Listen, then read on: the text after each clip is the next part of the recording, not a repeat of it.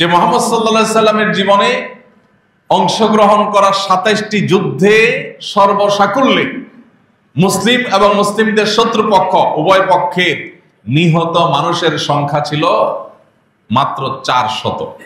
মাত্র ৪০০ মানুষ ২৭টি যুদ্ধে মারা গিয়েছে।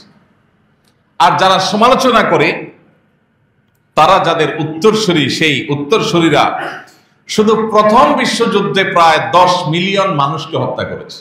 দ্বিতীয় বিশ্বযুদ্ধে তারা হত্যা করেছে প্রায় ৭০ থেকে ৮০ মিলিয়ন মানুষকে। ভিয়েতনাম যুদ্ধে হত্যা করেছে তারা ১ মিলিয়ন মানুষকে। সোভিয়েত ইউনিয়ন বনাম আফগান যুদ্ধে হত্যা করা হয়েছে প্রায় ১ মিলিয়ন মানুষকে। ইরাক ইরান যুদ্ধে মানুষ মারা গেছে প্রায় ১ মিলিয়ন। এভাবে আধুনিক যুগে যত যুদ্ধ চলছে অথবা নিকট অতীতে যে সমস্ত যুদ্ধগুলো হয়েছে, সেই ফরাসি বিপ্লব থেকে নিয়ে অন্যান্য যত বিপ্লব হয়েছে, যত যুদ্ধ হয়েছে, এই সবগুলোর সামানিকে যদি আমরা একসাথ করি, আমরা দেখব যে এগুলোর কোটা লাখের নিচে কোথাও নাই।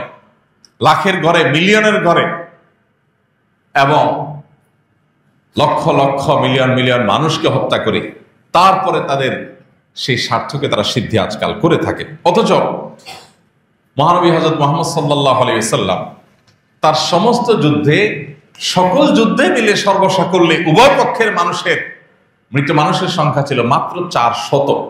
আজকে একটা বোমা হামলায় ৪০০-র বেশি মানুষ মারা যায়। এরপর আজকের পৃথিবীকে আপনাকে মানবিক পৃথিবী বলতে হবে। আর মুহাম্মদ সাল্লাল্লাহু আলাইহি সাল্লামের সময়কার পৃথিবীকে এক শ্রেণী মানুষকে দেখবেন যে সেটাকে পিছিয়ে থাকা পৃথিবী হিসাবে দেখাবার চেষ্টা তা করে থাকে। প্রিয় ভাইরা, নবী করিম সাল্লাল্লাহু আলাইহি সাল্লাম যে সমস্ত যুদ্ধ বিগ্রহে অংশগ্রহণ করেছেন, নেতৃত্ব দিয়েছেন, অথবা তার সৈনিকদেরকে, তার সাহাবীদেরকে গাইড করেছেন, মুজাহিদদেরকে গাইড করেছেন, সেই সব যুদ্ধগুলোর সকল নির্দেশনাগুলো যদি আপনি একত্র করেন, আপনি দেখবেন যে মুহাম্মদ সাল্লাল্লাহু আলাইহি ওয়াসাল্লাম তিনি যুদ্ধক্ষেত্রেও মানব ইতিহাসের যে কোনো যোদ্ধার চাইতে অধিকতর মানবিক ছিলেন। তার প্রসিদ্ধ হাদিস আমরা অনেকেই শুনে থাকব। তিনি বলেছেন, ইন্নাল্লাহা কাতাবাল ইহসানা আলা কুল্লি শাই। হে মানব সম্প্রদায়, আল্লাহ তাআলা তোমাদের প্রতি প্রত্যেকটা বস্তুর প্রতি ইহসান করাটাকে অপরিহার্য করে দিয়েছে। প্রত্যেকটা বস্তুর প্রতি তোমাদের ইহসান করতে হবে। ফাইযা কাতালতুম ফাআহসিনুল কিতলা ওয়া ইযা যাবাহতুম ফাআহসিনুয যিবহা। অতএব তোমরা যদি কাউকে হত্যা করতে হয়, রণাঙ্গনে যুদ্ধক্ষেত্রে শত্রু তোমার জীবন রক্ষার জন্য তাকে হত্যা করার প্রয়োজন হয়, অথবা বিচারিকভাবে কারো মৃত্যুদণ্ড যদি প্রতিষ্ঠা করতে হয়, সেক্ষেত্রেও একজন মানুষকে হত্যা করার মতো পরিস্থিতির মুখোমুখি হলেও তুমি সেখানেও মানবিকতার পরিচয় দিবে, ইহসানের পরিচয় দিবে। সেখানেও তুমি তোমার পশুত্ব যেন জেগে না উঠে সে বিষয়ে খেয়াল রাখবে। এই জন্য নবী করিম সাল্লাল্লাহু আলাইহি সাল্লামের ঐতিহাসিক নিষেধাজ্ঞা প্রায় সব হাদিসের কিতাবে, জিহাদ সংশ্লিষ্ট সমস্ত হাদিসের কিতাবে বর্ণিত হয়েছে। সেটা হলো যে নাহান নবী সাল্লাল্লাহু আলাইহি সাল্লাম আনিল মুসলাহ। নবীজি মুসলাহ করতে নিষেধ করেছেন। মুসলাহ কি? মুসলাহ হলো কোন রণাঙ্গনে যে কোনো শত্রুপক্ষ, সে যেই হোক না কেন, সে আল্লাহদ্রোহী হোক, সে ধর্মদ্রোহী হোক, সে ইসলাম বিদ্বেষী হোক, সে মুসলমানদের শত্রুপক্ষ হোক, সে যেই হোক না কেন, তাকে, তার লাশকে ক্ষতবিক্ষত করা, পৈশাচিক আনন্দ করা, লাশ নিয়ে লাশকে টুকরা টুকরা করা, লাশের অঙ্গ কর্তন করা, এই সমস্ত করে পৈশাচিক আনন্দ করতে নবী সাল্লাল্লাহু আলাইহি সাল্লাম নিষেধ করেছে। কোন লাশের, সেই যুগে জাহিলি যুগের প্রথা ছিল, কারোর প্রতি খুব জেদ থাকলে তার লাশের কান, নাক, চোখ এগুলো কেটে কেটে আলাদা আলাদা করে ফেলা হতো এবং এগুলো করে উল্লাস করা হতো।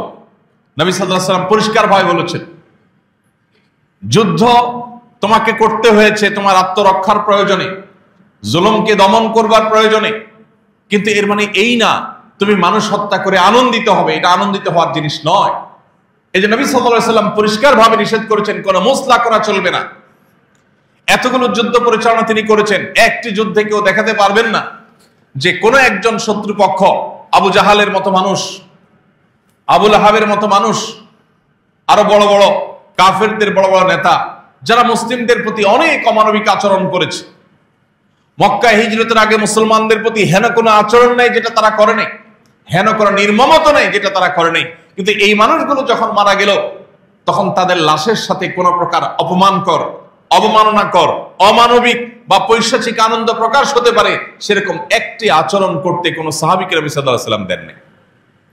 প্রিয় ভাইরা আমার, নবী করিম সাল্লাল্লাহু আলাইহি ওয়াসাল্লাম পরিষ্কারভাবে তিনি নিষেধ করেছেন। মনে রাখবে হে যোদ্ধারা, হে মুজাহিদরা, তোমরা জিহাদ করতে গিয়ে কোনো নারীকে, কোনো শিশুকে কোনোদিন আঘাত করবে না। আজকের পৃথিবী তিনটা বিষয়ে সবচেয়ে বেশি সরব। তার একটা হলো পরিবেশ, আরেকটা হলো নারী অধিকার, আরেকটা হলো শিশু অধিকার। ইন্টারেস্টিং বিষয় হলো এই অধিকারগুলো আজকের পৃথিবী যতটা বলণ্ঠিত করছে, এই অধিকারগুলোকে যতটা পদদলিত করছে, সেই 1450 বছর আগে মুহাম্মদ সাল্লাল্লাহু আলাইহি সাল্লামের সোনালী যুগ যখন পৃথিবীতে ছিল, তখন তার নেতৃত্বে, তার সাহাবীদের নেতৃত্বে, খুলাফায়ে রাশিদার নেতৃত্বে যে পৃথিবী গড়ে উঠেছিল, সেই পৃথিবীতে এগুলোর ছিটে ফোঁটা পর্যন্ত ছিল না। এতগুলো যুদ্ধ নবী সাল্লাল্লাহু আলাইহি সাল্লামের নির্দেশে পরিচালনা হয়েছে, এতগুলো অভিযান তিনি পরিচালনা করেছেন, নিজে সশরীরে নেতৃত্ব দিয়েছেন কিংবা অর্ডার করে কাউকে পাঠিয়েছেন, কোন দলকে পাঠিয়েছেন। তার কোনটিতে তার কোন শত্রু, তার কোন প্রতিপক্ষ এমন কেউ নেই যে একটি ভিত্তিহীন বা বানোয়াট কোন বর্ণনা বের করবে যেখানে পাওয়া যায় যে মুহাম্মদ সাল্লাল্লাহু আলাইহি সাল্লাম বা তার কোন সৈনিক, তার কোন যোদ্ধা মুজাহিদ, তার কোন সাহাবী কোন নারী বা কোন শিশুর গায়ে একটা টোকা দিয়েছে। এরকম একটা ঘটনা কেউ দেখাতে পারবে না। অবাক করা বিষয়, আজ পৃথিবীর যেখানেই যুদ্ধ পরিচালনা হয় সেখানে আপনি কান পাতলে শুনতে পাবেন নারী এবং শিশুদের আর্তনাদ। এরপরও নাকি আজকের পৃথিবী নারী বান্ধব পৃথিবী, এরপর আজকের পৃথিবী নাকি নারী অধিকারের পৃথিবী, এরপর নাকি আজকের পৃথিবী শিশু অধিকারের পৃথিবী। ভাইরা আমার, সত্যিকারের শিশু এবং নারীদের মর্যাদা দেওয়ার কথা যদি বলেন, তাহলে সেটা দিয়েছেন মুহাম্মদ সাল্লাল্লাহু আলাইহি সাল্লাম। একটি যুদ্ধে কোন নারীর গায়ে ফুলের টোকা তিনি দিতে দেননি। যেই নারী স্বয়ং নবী করিম সাল্লাল্লাহু আলাইহি সাল্লামের চাচা হামজা রাদিয়াল্লাহু তাআলা আনহুর কলিজা ছিঁড়ে, লাশের কলিজা ছিঁড়ে, কলিজা বের করে কাঁচা কলিজা চাবিয়ে খেয়েছে, সেই নারীকে পর্যন্ত নবী সাল্লাল্লাহু আলাইহি সাল্লাম হত্যা করেননি। পরবর্তী তিনি মুসলমান হয়েছেন যদিও। উহুদ যুদ্ধের একটি ঘটনা, উহুদ যুদ্ধে নবী করিম সাল্লাল্লাহু আলাইহি সাল্লামের তরবারি একজন সাহাবীকে দিয়েছে। এটা ছিল তার জন্য আশীর্বাদ, তার জন্য প্রেরণা। তিনি অনুপ্রাণিত হবেন যে আমার হাতে নবীজির তরবারি, যাতে তিনি অতিরিক্ত প্রেরণা পান। নবীজি তাকে তার তরবারিটা দিলেন, যাও তুমি আমার তরবারি নিয়ে লড়াই করো। তিনি সেই তরবারি নিয়ে লড়াই করছিলেন রণাঙ্গনে, মানুষের ভিড়ে ঢুকে যাচ্ছিলেন, শত্রুপক্ষকে দমন করছিলেন। এর মধ্যে হঠাৎ করে তার চোখে পড়লো যে দূরে কোনো একজন নারী, তিনি কোন একটা লাশের সঙ্গে কোনো বিকৃত আচরণ করছে, অমানবিক কোনো কিছু করছে। এরকম কোনো কিছু নারী দূর থেকে দ্বারা পড়েনি, কোন একজন মানুষ করছে, আবসা আবসা বোঝা যাচ্ছে। তিনি ছুটে গেলেন সেই তরবারি নিয়ে, সেখানে কাছাকাছি গিয়ে দেখলেন লোকটি একজন নারী, তিনি কোনো পুরুষ নন। তরবারি হাঁকিয়ে গেলেন তাকে আঘাত করবার জন্য, কিন্তু তার কাছে গিয়ে তিনি ফিরে এলেন এবং ফিরে আসার সময় তিনি বললেন যে এই তরবারি মুহাম্মদ সাল্লাল্লাহু আলাইহি সাল্লামের তরবারি, যে মুহাম্মদ সাল্লাল্লাহু আলাইহি সাল্লাম জীবনে কোনো নারীর গায়ে হাত তোলেননি, সে মুহাম্মদ সাল্লাল্লাহু আলাইহি সাল্লামের তরবারি দিয়ে আমি আর যা হোক কোনো নারীকে আঘাত করতে পারি না। ওই অবস্থায় তিনি ফেরত এলেন। উহুদ যুদ্ধের ঘটনা যত ইতিহাসবিদরা লিখেছেন, এই ঘটনাকে কেউই কিন্তু এড়িয়ে যেতে পারেননি।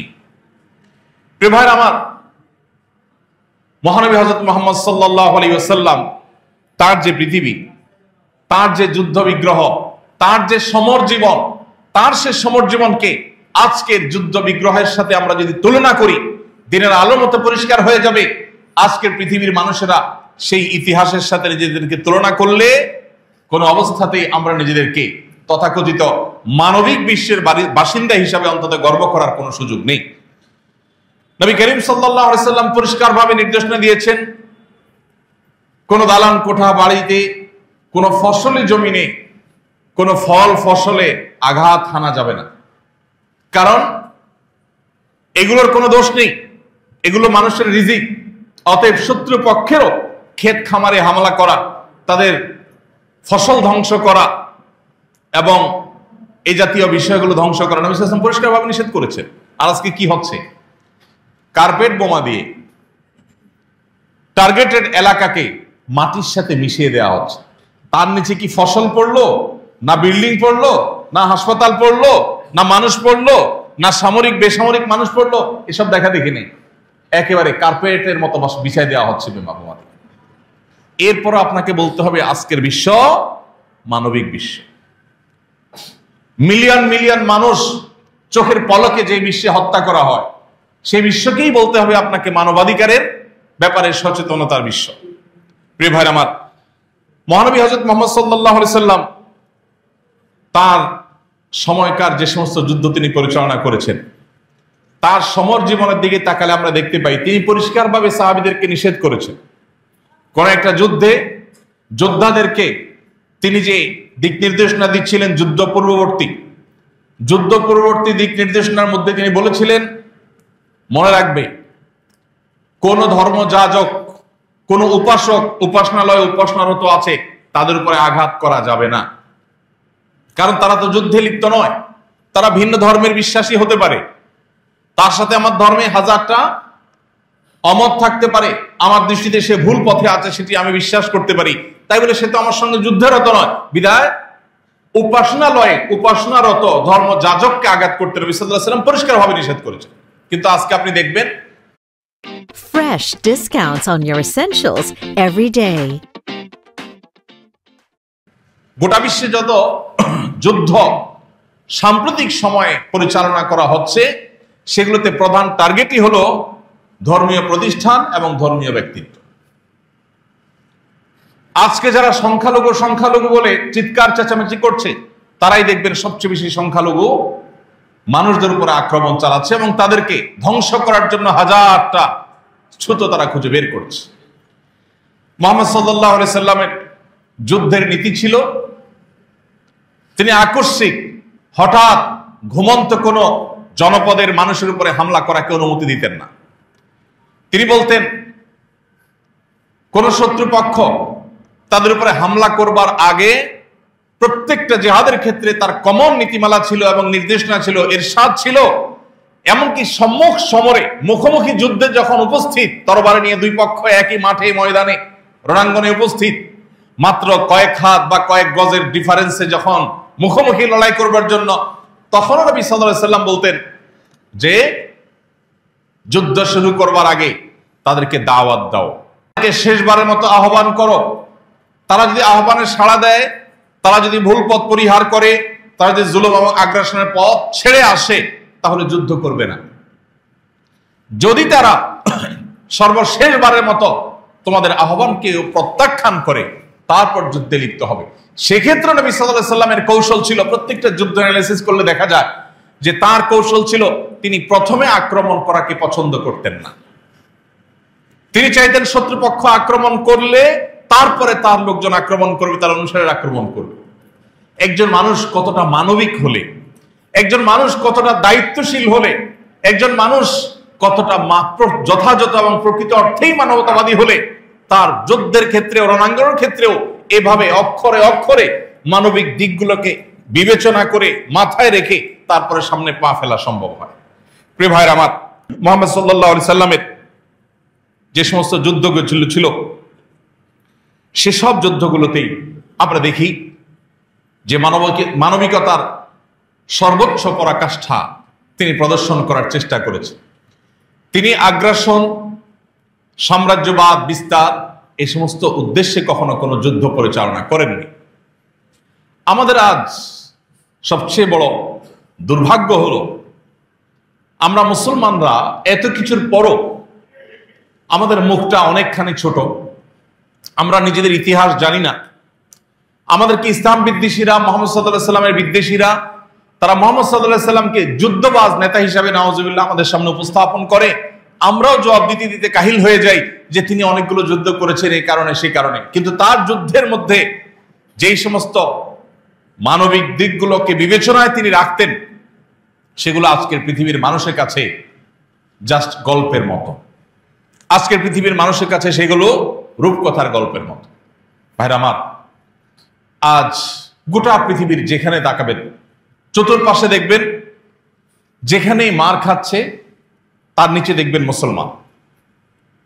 অমুসলিম মার খাচ্ছে, এরকম রণাঙ্গন, এরকম যুদ্ধক্ষেত্র পৃথিবীর পূর্ব থেকে পশ্চিম, উত্তর থেকে দক্ষিণ কোনো প্রান্তে আপনি খুব একটা দেখতে পাবেন না।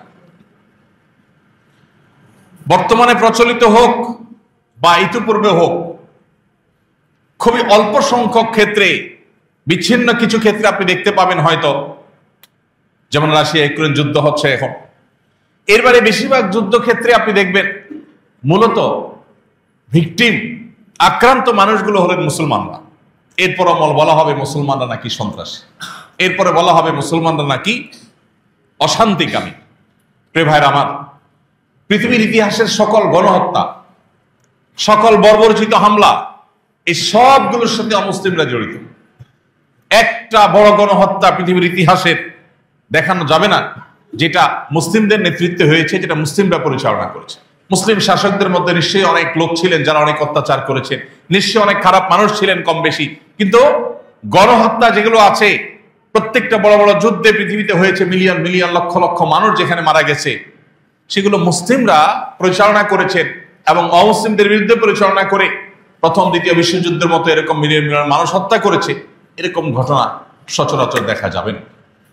এরপরও আমাদের মুসলমানদের মধ্যেই এক শ্রেণী মানুষ, তাদের মধ্যে হেজিটেশন কাজ করে, আমাদের মধ্যে জড়তা কাজ করে। আজকের পৃথিবীতে সবচেয়ে বড় মিথ্যা, সবচেয়ে বড় প্রপাগান্ডা যেটা মুসলমানদের উপরে চাপিয়ে দেওয়া হয়েছে, সেটা হলো জিহাদের এই মহান বিধানকে সন্ত্রাসবাদ হিসাবে দেখানো হয়েছে। এবং জিহাদ, মুজাহিদ এগুলো শুনলে আমাদের অনেক মুসলমানরা পর্যন্ত একটু অস্বস্তি বোধ করেন এবং এসব আলোচনা নিতে পারেন না, মনে করেন না জিহাদের আবার আলোচনা হবে কেন। আজকের তথাকথিত আধুনিক এই পৃথিবীর সভ্যতার ভেগধারী, প্রকৃত অসভ্যরা সবচেয়ে বড় সফলভাবে জিহাদ এবং মুজাহিদকে তারা সন্ত্রাস এবং সন্ত্রাসী হিসাবে চিত্রায়িত করেছে। এটা হলো তাদের সবচেয়ে বড় সফলতা। হ্যাঁ, জিহাদের নাম দিয়ে কেউ যদি সন্ত্রাস করে সেটা অবশ্যই সন্ত্রাস, কিন্তু সন্ত্রাস এবং জিহাদকে গুলিয়ে ফেলা, এটা বর্তমান পৃথিবীতে প্রত্যেকটা দেশেই কম বেশি হয়েছে। আমাদের দেশে, আমাদের সমাজেও হয়েছে। কারো মুখ থেকে জিহাদের আলোচনা শুনলেই তাকে জঙ্গি, সন্ত্রাসী মনে হয় আমাদের অনেকের কাছে। ভাইরা আমার, ব্রিটেনের টনি ব্লেয়ারের কথা আমাদের মনে আছে।